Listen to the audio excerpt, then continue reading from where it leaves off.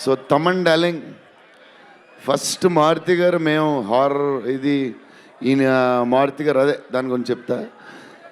Only Thaman ఒకడే చేయగలడు. అది ఈ లెవెల్ ఆర్ఆర్ మనకి ఇండియాలో ఇచ్చేవాడు ఎవడున్నాడు మనకి ఈ వాట్ ఎవర్ సినిమాకి.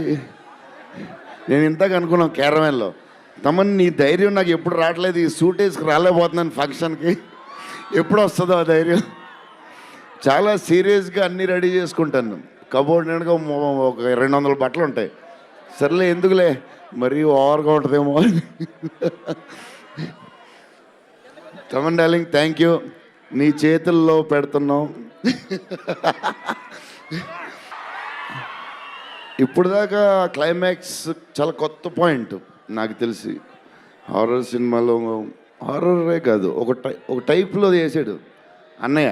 ఎలా చేసావు మరి?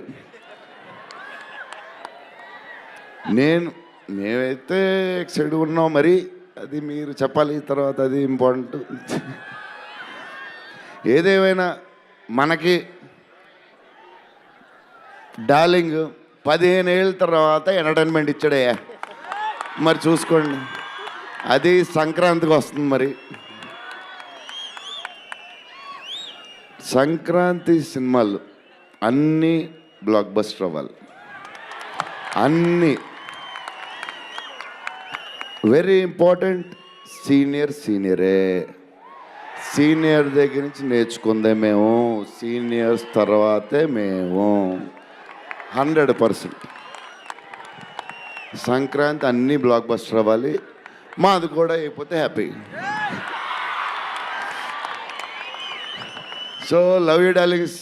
ఈరోజు కొంచెం ఎక్కువ మాడినా వస్తుంది, అప్పుడప్పుడు వస్తుంది. ఒకరోజు ఎరగదీస్తా.